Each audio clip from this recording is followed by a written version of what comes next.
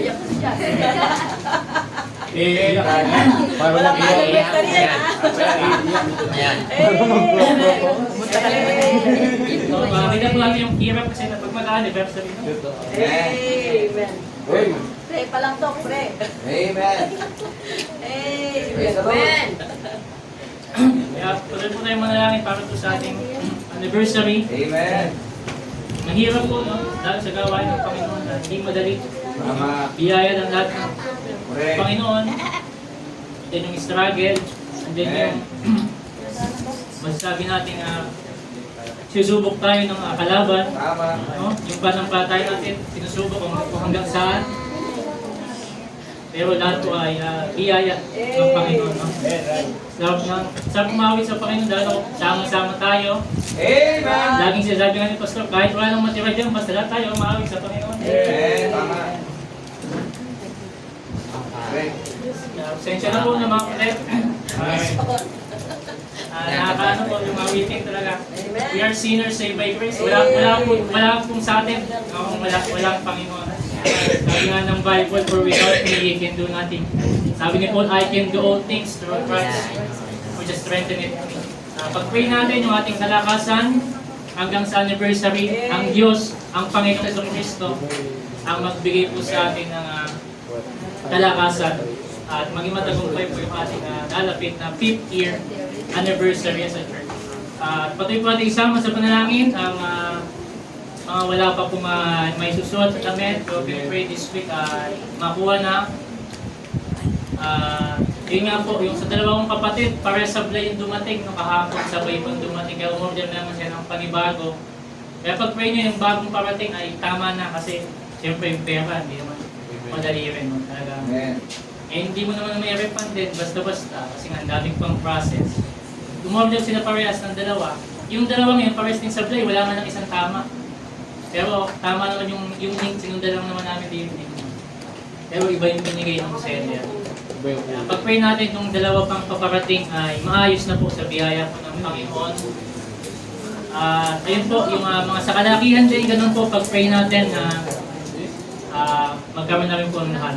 Kung bawat taawin sa Panginoon ay maging maayos po tayo sa araw po ng anniversary. Hindi ko na po pakatagalin pa at iyandanan po natin muli ang ating mga sarili sa pakikinig po ng salita po ng Panginoon. Focus po tayo again sa preaching ng Word of God. Masa natin yung nagdalan, kantsawan. Focus lang po tayo. Invest tayo ng Panginoon sa hapon na ito sa pamagitan po naman sila. Tawagin na po natin, Pastor Alan, patungan, nag-is natin mag-preach. So, Good. Sing on. Tuwa yun si Sister Jamie. Gugu ang gugu. Kaming dalawa yung join yan. Mag-anniversary pa tayo, basta Oo nga. bumagyo. Okay, so salamat, no? Masaya ang lahat. Pagka magkakasama tayong lahat ay masaya, no? Kasi magkakapatid tayo sa Panginoon, eh. No? Hindi, walang kaplastikan pagka nasa magkakapatid. Amen. Yan ay totoo, no? Yung mga iyak, totoo yan. No? May mga time na nagkakasagutan ang magkakapatid pero magkapatid sa Panginoon yan. Amen. No? Di ba pagka may konting may alitan ng magkakapatid, maya-maya o sa susunod na araw ay okay na kasi nagkakaroon na ng reconciliation. Okay? So, hindi dapat umiiral yung talagang pangmatagalan na pride, no? Kaya kailangan na bigay na sa Panginoon. Kasi hindi ka mapupuspos ng pag-ibig pagka may galit ka sa puso. Amen. Okay? So, ibigay na natin sa Panginoon. Kaya nga ang Panginoon, minahal tayo kahit na galit ang Diyos Ama sa atin. Pero salamat sa Panginoon, sa Diyos Anak, na kanyang binigay ang kanyang anak, ang kanyang buhay para sa atin. So tayo po ay dadako sa ating pagpapatuloy. Natapos natin kanina ang Book of Jonah, chapter 1, chapter 2. Amen. So, basahin naman natin ang chapter 3 and chapter 4. Doon na tayo, no? Dito ko kukunin yung mensahe ko. Amen. Kumagat ang ating pag-aaral sa hapong ito. No, hindi naman tayo magtatagal kasi meron tayong practice. So, 3 punto lang ito. No? 3 punto, meron mga sub-point. Kahit sa 10. Kahit sa 10, bawat 3 punto. Pero 3 punto, ano lang?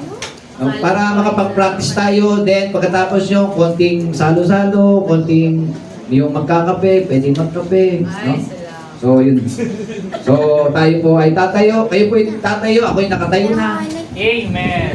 Basahin natin ang Jonah chapter 3 and chapter 4. Pamagat ng ating pag-aaral sa hapong ito, your obedience can influence others.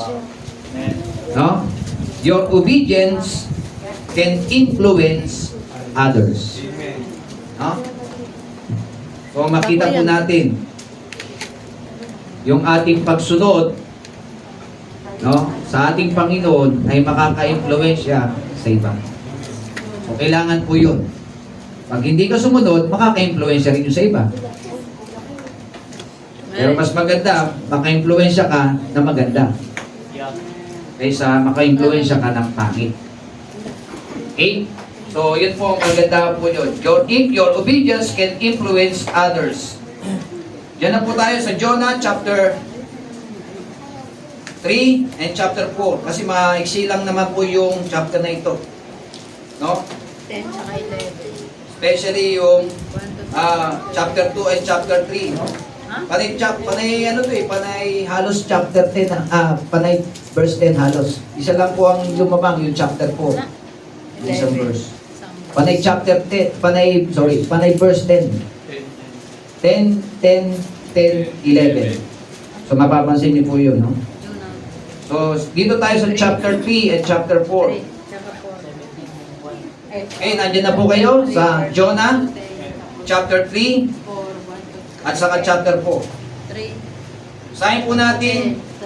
Ready? Begin. And the word of the Lord came unto Jonah the second time, saying, Arise, go unto Nineveh, the great city, and preach unto it the preaching that I bid thee. So Jonah arose and went unto Nineveh, according to the word of the Lord. Now Nineveh was an exceeding great city of 3 days' journey. And Jonah began to enter into the city a day's journey, and he cried and said, Yet 40 days, and Nineveh shall be overthrown. So the people of Nineveh believed God, and proclaimed a fast, and put on sackcloth, from the greatest of them even to the least of them.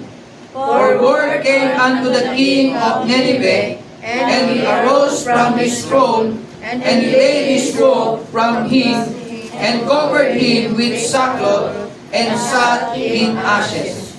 And he caused it to be proclaimed and published through Nineveh by the decree of the king and his nobles, saying, Let neither man nor beast, herd nor flock taste anything, let them not feed nor drink water, but let man and beast be covered with sackcloth, and cry mightily unto God, yea, let them turn everyone from his evil way, and from the violence that is in their hands.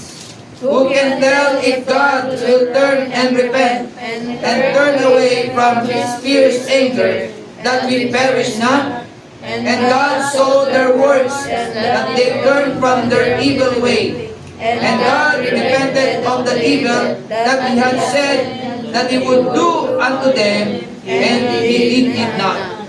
But it displeased Jonah exceedingly, and he was very angry. And he prayed unto the Lord, and said, I pray thee, O Lord, was not this my saying, when I was yet in my country? Therefore I fled before unto Tarshish, for I knew that thou art a gracious God, and merciful, slow to anger, and of great kindness, and repentest thee of the evil. Therefore now, O Lord, take, I beseech thee, my life from me, for it is better for me to die than to live. Then said the Lord, doest thou well to be angry? So Jonah went out of the city, and sat on the east side of the city. And there made him a booth, and sat under it in the shadow, till he might see what would become of the city. And the Lord God prepared a gourd, and made it to come up over Jonah, that it might be a shadow over his head, to deliver him from his grief. So Jonah was exceeding glad of the word. But God prepared a worm when the morning rose the next day, and smote the gourd that it withered. And it came to pass when the sun did arise, that God prepared a vehement east wind, and the sun beat upon the head of Jonah, that he fainted and wished in himself to die, and said, It is better for me to die than to live. And God said to Jonah, doest thou well to be angry for the word? And he said, I do well to be angry, even unto death. Then said the Lord, thou hast had pity on the girl, for the which thou hast not labored, neither madest in robe, which came up in a night and perished in a night.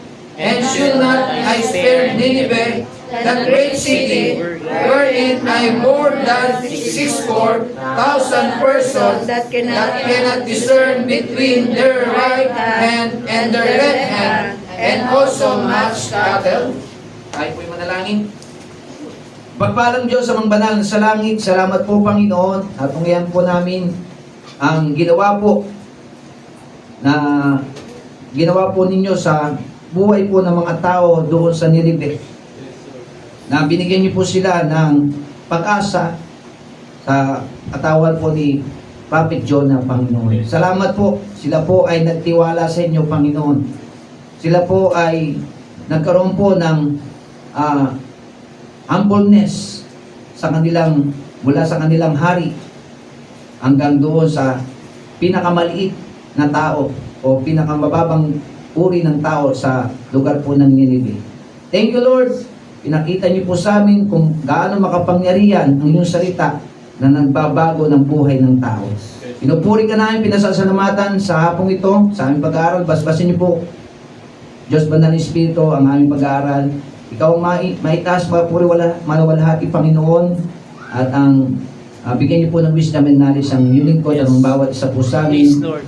At kami po i-bless niyo po ng inyong mga salita sa tanging pangalan ni Jesus. Amen. Take your seat, mga kapatid. Your obedience can influence others. Kaya makita niyo po mga kapatid, yung ating binasa sa chapter 1, sa Jonah, wala siyang obedience. Sa chapter 1, hindi sumunod si Jonah. No? Dahil lumayo siya sa presensya ng Panginoon. Tama? So nakita natin, nandoon yung panganib, pag lumayo sa Panginoon, may panganib na dumarating pag wala ka sa presensya ng Panginoon. Kaya nga po, nung sila po yung naglayag, nandun po siya sa ship, yung shipmaster, di ba kanina, as I said, kanina sa umaga, may nangyaring hindi maganda doon sa kanyang sinasakyan. Bakit? Dahil meron pong problema sa ating kapatid na si Jonah. No? Hindi siya sumunod sa kalooban ng Panginoon. Pinapupunta siya ng Nineveh, pero hindi siya sumunod. Pumunta siya sa ibang lugar, no? At sa Tarshish siya pumupunta. Pero makita niyo po, nagkaroon ng changes pagdating sa chapter 2. Tama? Nandun na yung kanyang pagsunod. At meron na rin siyang fear of God. No? Bumalik yung kanyang takot sa Diyos. Kaya malaking bagay pagka ikaw ay nagbabalik loob, nandun yung takot mo sa Diyos. Amen. Kaya nakita po natin yung fear of God, binalik ng Panginoon sa kanya. No? Nakita natin yung takot niya na sumunod sa kalooban ng Panginoon. Pero makikita niyo po, pagdating sa chapter 3, May mga salita ang binitawan ng Panginoon. Sabi dito, and the word of the Lord came unto Jonah for the third time. No? Na makikita natin, meron din po dito sinabi sa chapter 1, sa verse number, dito sa chapter 1, no? Sa chapter 2, meron tayong makikita, mababasa na meron pong sinabi ang ating Panginoon, no? Yung word of the Lord came unto Jonah. So dito sa chapter 3, saying, arise, go unto Nineveh, that great city, and preach unto it the preaching that I bid thee. Ano yung word na bid thee? Yung sinasabi ng Panginoon. God, kung ano yung sinasabi ng Panginoon sa kanya, ay siya niya pong daladala yung salita niya. Okay? So makita po natin na andun yung kanyang obedience dito sa chapter 3 down to chapter 4. Pansinin niyo po yung sinabi dito sa verse number 3, Jonah arose. So doon pa lang mga kapatid, nang nagsalita ang Panginoon sa chapter 3, verse number 1, siya po ay kagad tumayo, no? At pumunta sa Nineveh. Naghanda ng kanyang sarili, no? Inihanda niya ang kanyang sarili para tumungo sa tinatawag na Nineveh. Doon siya pinadadala ng Panginoon. No? Sabi niya sa verse number 3, no? And went unto Nineveh according to the word of the Lord. Now Nineveh was an exceeding great city of 3 days journey. No? Ito po yung makikita natin yung 3 days journey niya. Ay makikita natin yung exact na pupuntahan niya at exact na araw na kanya nga pong pamamalagi doon. So nakita po natin, nandun po siya, sumunod. So yung kanyang obedience, makikita natin dito. Kaya pinamagatan kong, your obedience can influence others. No? So mapapansin po natin, nung siya po ay sumunod na, ano nakita natin sa verse 4? And Jonah began to enter into the city. Pumasok pa na po siya sa Nineveh. Yun yung great city. No? A day's journey. Ano ang ginawa po niya? And he cried. Umiyak po siya. Hindi po masamang umiyak. Kahit lalaki po umiyak. Kahit ako, umiyak ako eh. So, si Jonah umiyak din po. No? Walang masama sa pag-iyak. Basta ito ay nandito sa puso. Amen. No? Maganda nga po, umiiyak tayo sa Panginoon eh. Kaysa pang-artista na. Ha? Bakit po maganda na dapat umiyak? Si David umiyak. Si Jonah umiyak.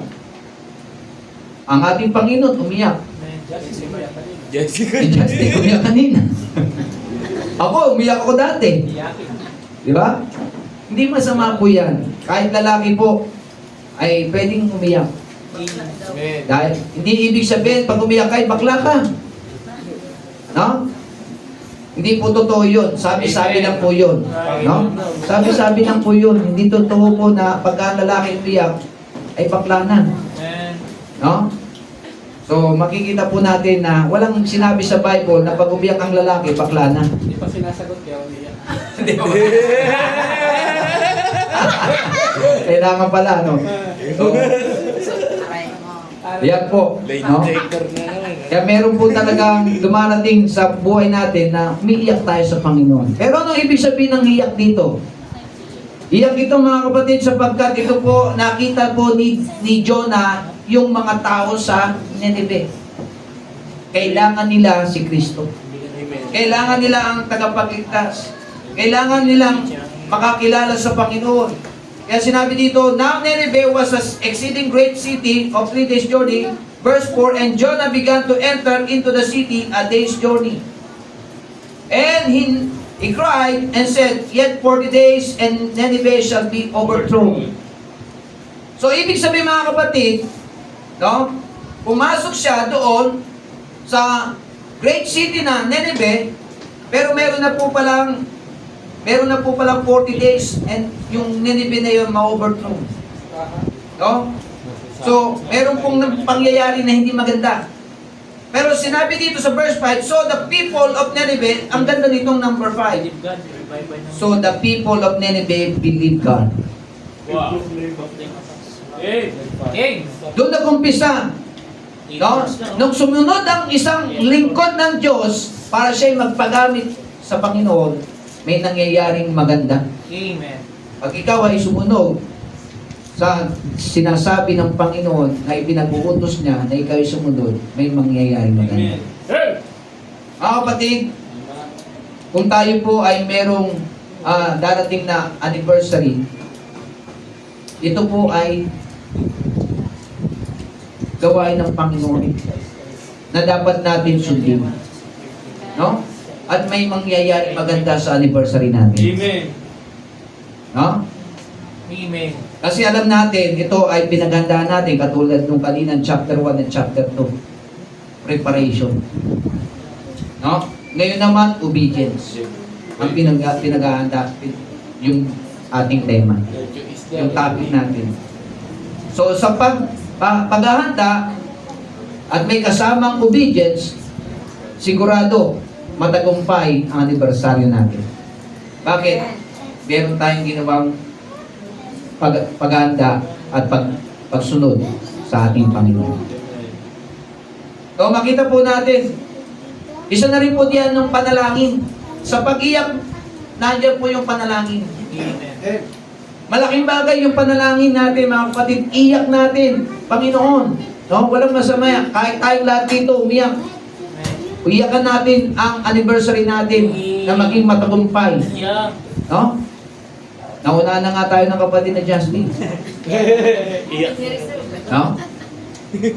Kasi talagang yung awitin, no, pag nasa puso, yung iyong pag-iyak, yung iyong pag-awit na nasa puso, talagang naiiyak eh kasi natatouch talaga yung natatouch ka doon sa awitin na inaawit mo para sa Panginoon. Amen. No? Talagang napapagabag ka dahil doon sa awitin mo na inaawit sa Panginoon. Hindi mo naman inaawit yun sa tao, inaawit mo yun sa Panginoon. Praise the Lord. Glory to God. Kaya pag nandito tayo sa harapan, hindi tayo maawit sa tao, maawit tayo sa Diyos. Amen. Right. Kaya yung puso natin, tama. Kaya mapapaiyak ka sapagkat yung puso mo, tama. No? So makita po natin, umiyak si Jonah. Sabi diyan, cried and said, yet 40 days and Nineveh shall be overthrown. Pero salamat sa verse 5, the people of Nineveh believe God. No? And proclaim a fast. Nagkaroon pa ng fasting. Hello? Amen. So makikita niyo po mga kapatid, nagkaroon ng fasting, nagkaroon ng prayer. Yun ang kagandahan po sa mga tao na nandun sa Nineveh. No? Kaya sabi diyan, and put a sackcloth from the greatest of them, no? Even to the least of them.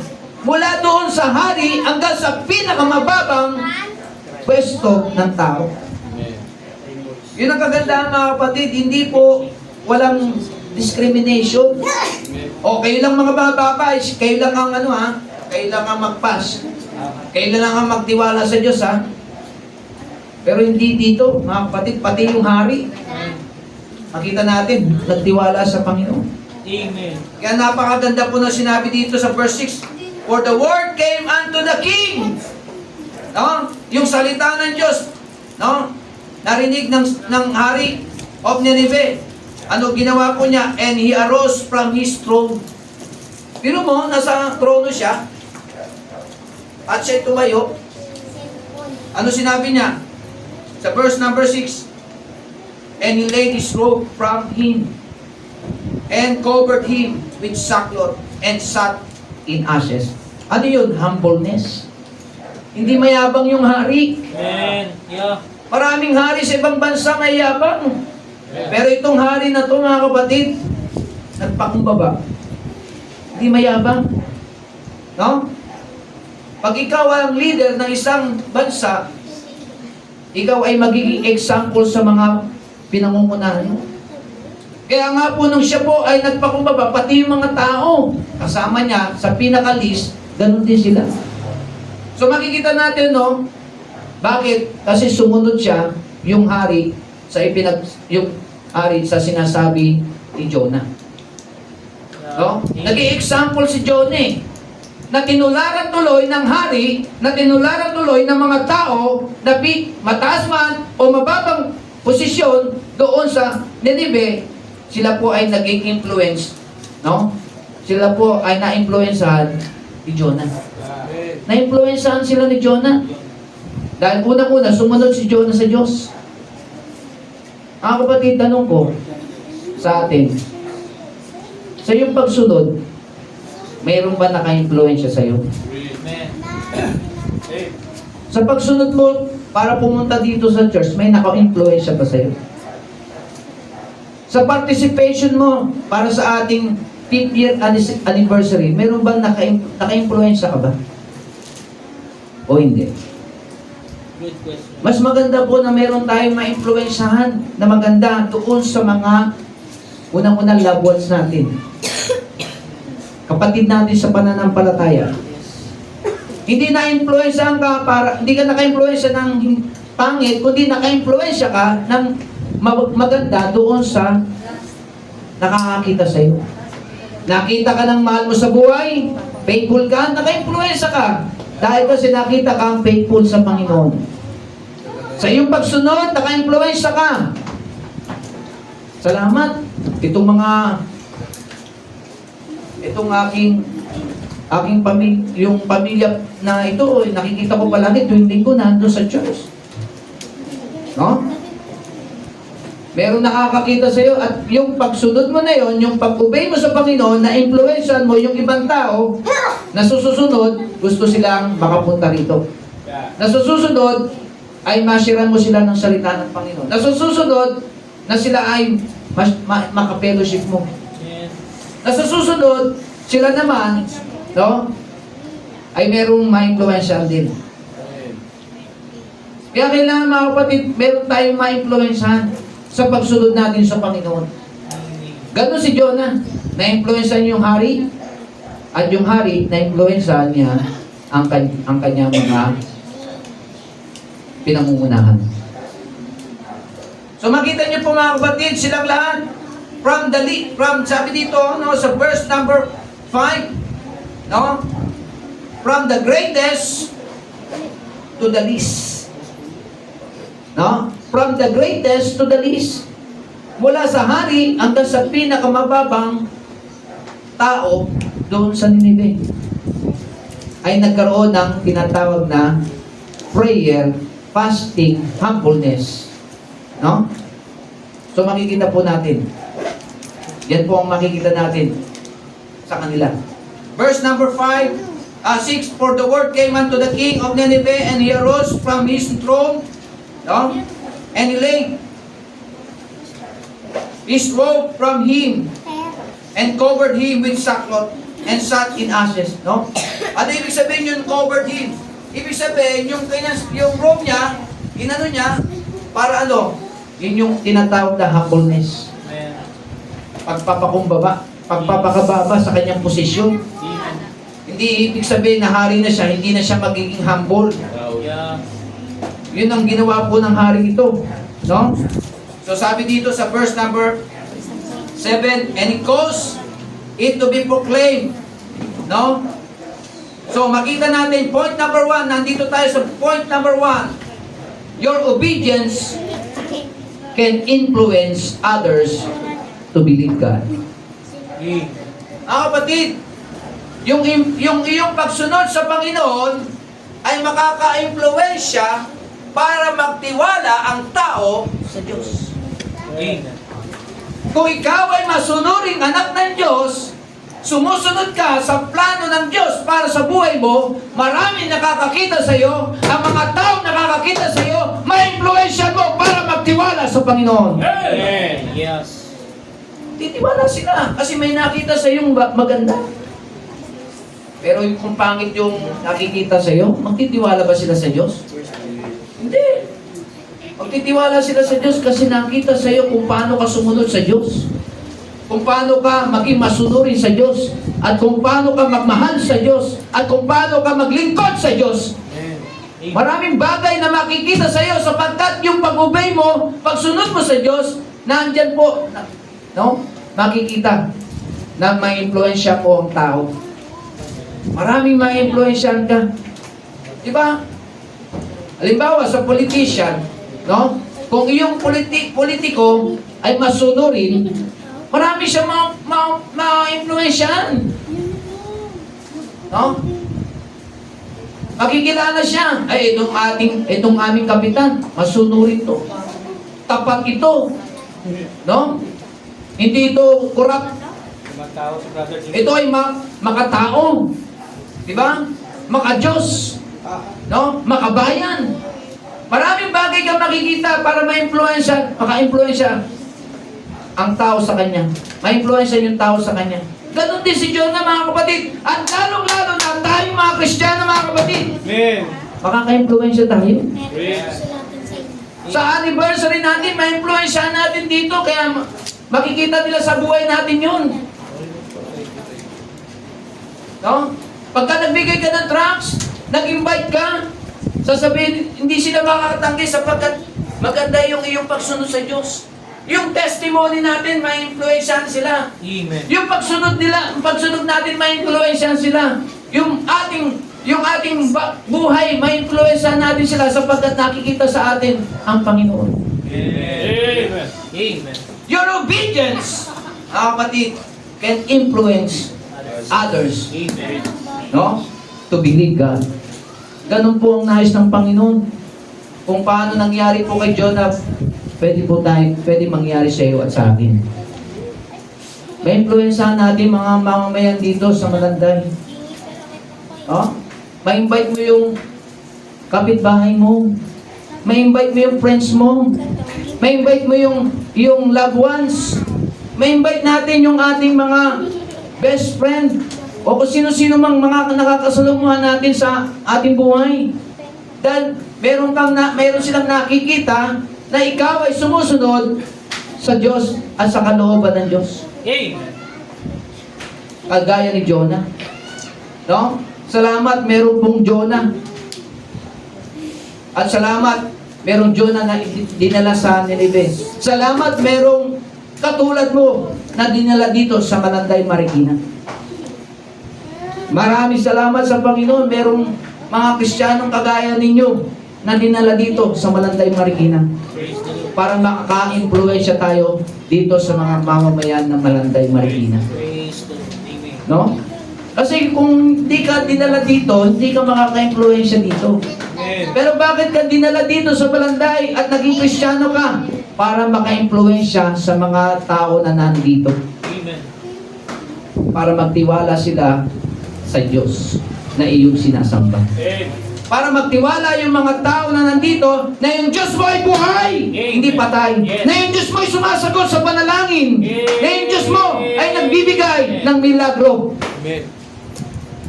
Yun po makikita natin sa verse number 7. Sabi dito, Jonah chapter 3 verse number 7, and he caused it to be proclaimed and published through Nineveh by the decree of the king and his nobles, saying, let neither man nor beast, take note, let neither man nor beast, herd, nor flock taste anything, let them not feed nor drink water. No, hindi sila pinapainom ng tubig. Pinatitikim ng tubig. Bakit po? Ayan po yung tinatawag na, makikita natin, yun yung tinatawag na humbleness. No? Humbleness at yung prayer and fasting. No? Prayer and fasting, humbleness. So makita natin sa verse number 3 to 7, 7 to 8, makikita natin yung humbleness. No? Your obedience can influence others to believe God. Number 2. Mabilis tayo. Ito na agad. Come on. Your obedience can influence others to call God. Amen. Not only to believe God, but to call God. Amen. Prayer. I-pray God. Amen. Good. Mag-pray tayo. Mga kapatid, pinag-pray and fasting natin ang 5th year anniversary natin. Palagi natin sinasama sa panalangin ang ating nga pong 5th year anniversary, last year pa, until now.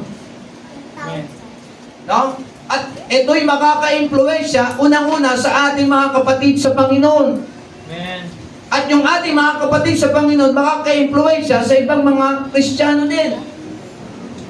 Na kailangan tayo magpanalanginan sa bawat isa. Sabi sa James chapter 5, verse number 16, pray one for another. Yan po ang nais ng Panginoon. Kaya mapansin niyo po dito sa verse number 8, no? Your obedience can influence others to call God. No, makaka-influensya ka. Kaya tayo may prayer meeting, mga kapatid. Bakit po? Kailangan po natin ipanalangin ang anniversary natin. Amen. Yes. Once in a lifetime po yan sa isang taon. 5 taon na po tayo. No, minsan lang po yung mangyari sa loob ng isang taon. Kaya ibigay na natin yung best natin. Yung pag-ubay natin sa Panginoon. Pag-sunod natin sa Panginoon, huwag na nating limitahan. Kasi minsan nililimitahan ng tao ang kanyang pagsunod sa Diyos. Amen. Bigay mo na yung best mo. Bigay na natin yung best natin sa Panginoon. Huwag yung tira-tira. No? Yung iba nga dito, konti lang ang tulog para sa Panginoon. Eh. Yung iba nga dito, ang kapatid, no? Palagi nagpe-pray para sa mga kapatiran. Yung iba nga dito, faithful palagi. No? Pagka merong mga activities ang church, involved, no? Sa gawain ng Panginoon. Pag merong mga okasyon, involved pa rin. No? Mabuti nang ma-involve sa mga gawain ng Panginoon kaysa ma-involve ka saan? Sa mga gawain sa labas. Amen. Amen. O, kaysa ma-involve ka sa mga masasamang bagay. Maganda na yung ma-involve ka sa mabuting bagay. Amen. Yun. Okay, anong nais na ipakita po dito sa verse number 8? No? Sa verse number 8 down to verse number 9. But let man and beast be covered with sackcloth. Tingnan niyo po yung verse number 8. And cry mightily unto God. Nakita niyo po yung cry mightily unto God? Amen.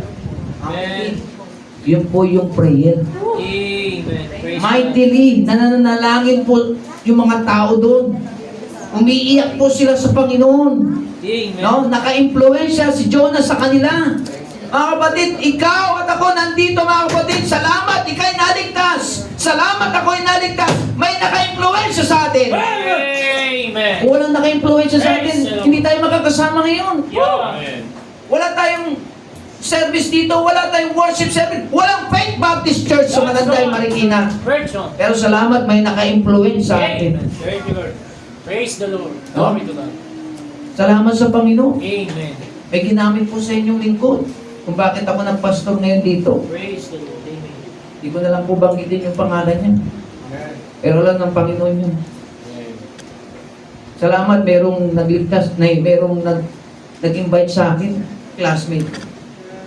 Salamat, mayroong din sa'yo nag-share ng kaligtasan. Kaya ka narito, naligtas ka. Narito ka ngayon sa harapan natin. Magkakasama tayo. May naka-influensya sa'yo. Merong sa'yong ipinakilala na pinagtiwalaan mo. At tumatawag ka ngayon sa Kanya. Amen. Na nakikinig at sumasagot siya sa iyong mga panalangin. Hey. Walang iba ang ating Diyos at tagapagligtas. It's good. No? Kung wala po yung naka-influensya sa iyo na ginamit ng Diyos, saan tayo pupulutin? Nasaan tayo? Nasaan kaya tayo ngayon? Yeah, tama po. Itong pastor nyo na hindi naman pastor dati, ano kaya ako ngayon? Ano na kaya ako ngayon kung hindi ako na-influensyahan? Pero salamat, may sumunod!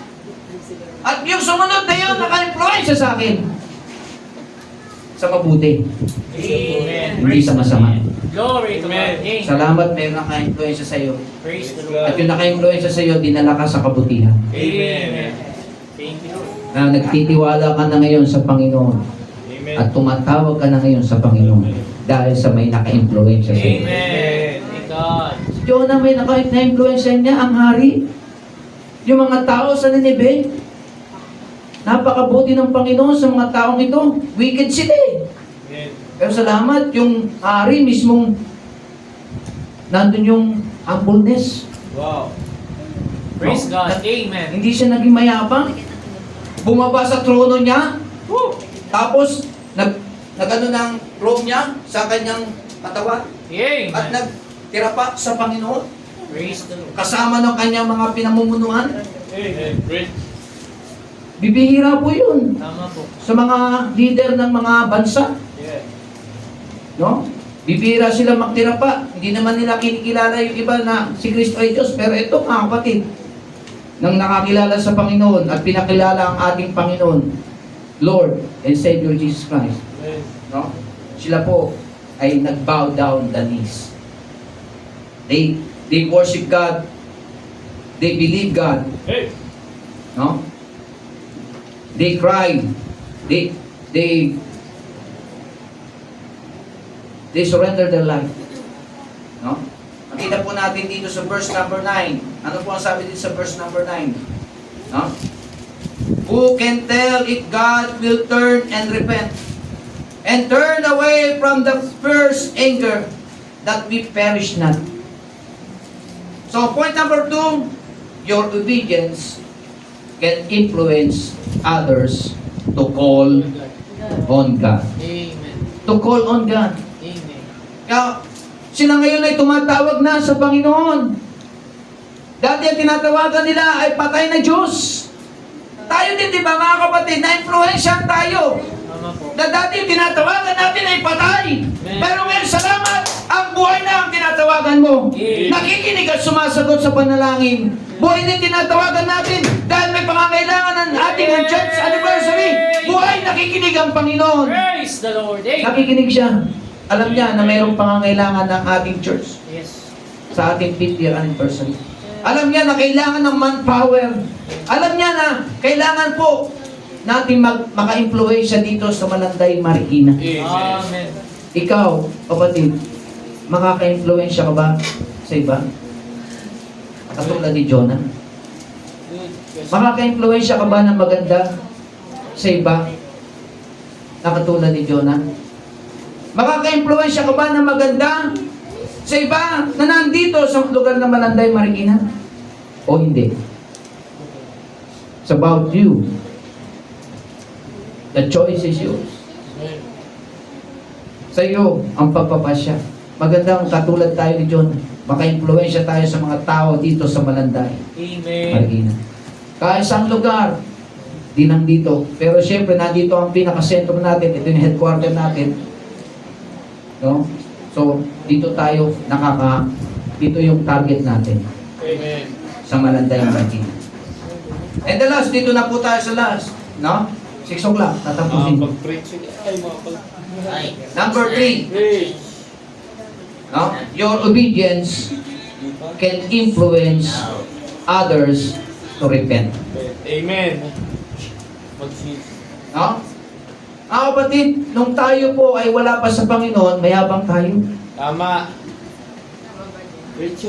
Hindi mo pwedeng hindi ka hingi ng tawad sa isang tao kahit na ikaw ay mali. Amen.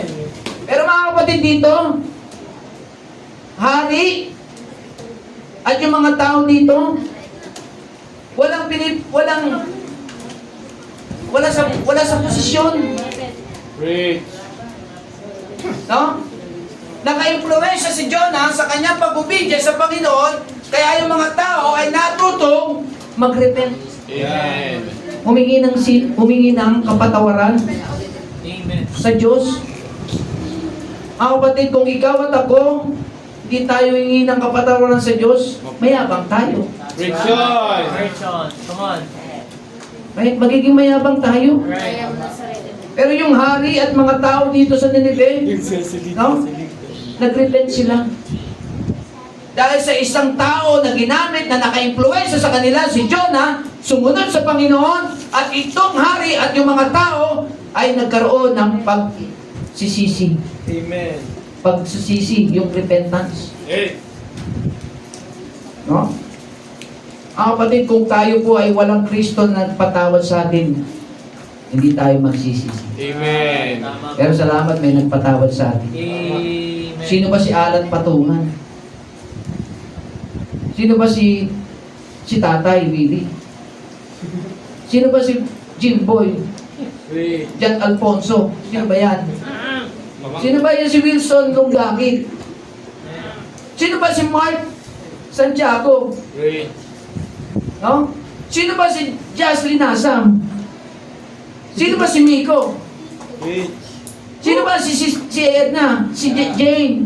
Si Lobelia? Si Lubia? Aliana? Alan Bill? Isis? Name it! Yeah. Amen. Sister Nanlita? Sino ba tayo lahat? Tama. Para hindi tayo magsisi sa Panginoon. Preach. Amen. No? We are sinners saved by grace. Amen. Praise the Kinakanta Lord. natin kanina. Praise the Lord. I'm just a sinner saved by grace. Wow. No? Amen.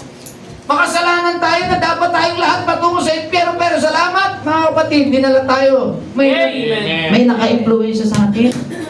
Dinala tayo sa Diyos na kaya tayong iligtas. Meron tagapagligtas na ipinakilala sa atin. Kung baga saan tayo, maruming basahan lang tayo sa harapan ng Diyos. Yes. We are filthy rags. Pero salamat mga kapatid, tinuruan tayo magsisi. Amen. Praise the Lord. Amen. Katulad itong mga tao nito. Yung hari, pati yung mga tao pinamumunuan niya, nag-repent. Amen. Tapos ikaw, di ka marunong mag-repent sa Panginoon pag may kasalanan ka, kaya yun. Tama. Preach on. Sino ka ba sa harapan ng Panginoon para hindi ka mag-repent sa Kanya? Amen. Bawat isa sa atin nagkakasala araw-araw, minuto, oras-oras, segundo. Tapos hindi ka marunong mag-repent sa Panginoon. Kaya yun, shame on us. So mga kapatid, yung obedience ni Jonah, mga kapatid, naka-influensya. Amen. Yes. Para ano? Tumawag sa Diyos. Una-una, magtiwala sa Diyos. Amen. No? Pangalawa, Tumawag. tumawag sa Diyos. At pangatlo, magsisi sa Diyos. Amen. Praise the Lord. It's about time. 5th-year anniversary natin. Amen. Dito tayo magtatapos mga kapatid Amen. sa ating pong old-fashioned altar. Amen. Kung tayo po ay hindi magsisisi sa ating mga nagawang kasalanan, Tama. maluwag po ang pulpito. Pwede mong iluhod, pwede nating iluhod. Amen. Kailan ka magtitiwala sa Panginoon? Kailan ka tatawag sa Panginoon? At kailan ka magsisisi sa Panginoon kung huli ng lahat, kung patay ka na? Pero bakit buhay ka pa ngayon? It's about time, lumapit ka sa old-fashioned altar. Your obedience must influence others.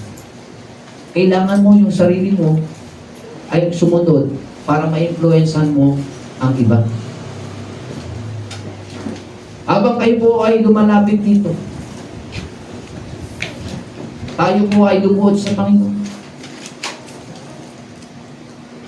Habang tinutugtog po, I surrender all.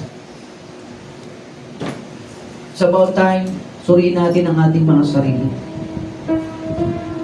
Malapit na po, sa 1 linggo na po ang ating 5th-year anniversary. Meron tayong mga pagkukulang sa Panginoon.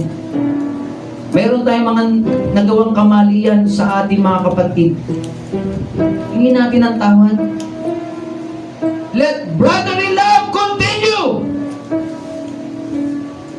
Huwag tayong magkaroon ng sama ng loob sa ating kapatid sa Panginoon. Kung meron kang sama,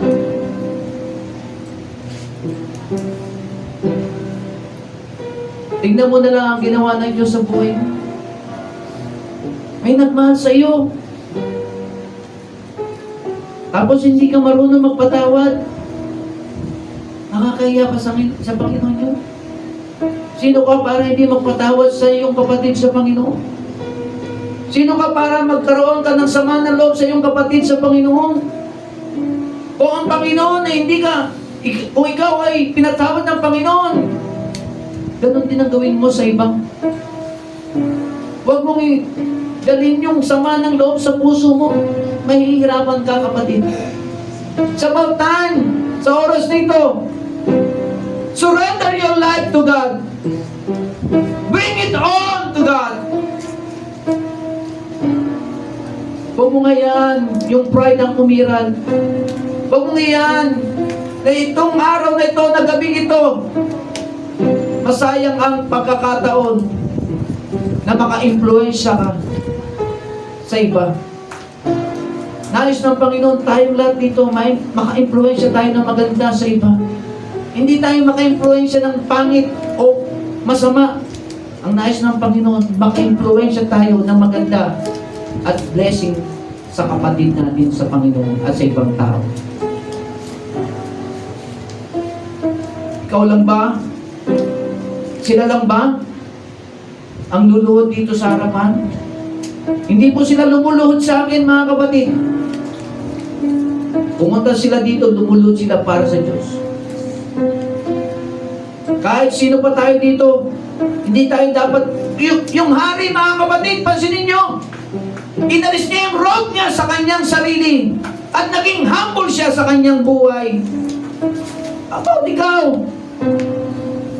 mataas pa nga siya sa iyo. Sino ka? Siya yung hari. Pero ano ginawa niya? Siya po ay nagkaroon siya ng humility, nagpakababa siya, nagpakumbaba sa Panginoon. Nakita niya ang kanyang sarili na siya'y makasalanan. How about you? Anong purpose ng tuhod na yan kung hindi mo iluluhod dito sa harapan? Yung hari, siya ay nanalangin sa Panginoon, nagpakumbaba, nagpakababa. Ikaw, hindi ka naman hari ah. Mas better kung ikaw ay luluhod sa Panginoon. Nakakalungkot lang po, maraming Kristiyano, nagiging matigas ang puso nila pagdating sa pagluhod sa Panginoon. Pero nagpapasalamat tayo sa hari ito. Naging example po siya. Siya po ay naging impluensya rin po doon sa kanyang mga nasasakupan. Sila'y nagtiwala sa Panginoon, umiyak sa Panginoon. Binigay nila ang kanilang sarili sa Panginoon. Patunay na sila po, no, ay naging nagpakababa. Tayo po'y manalangin.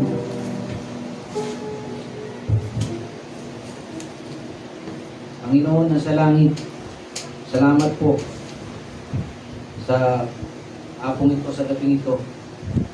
Salamat po sa buhay po ni Jonah, Panginoon.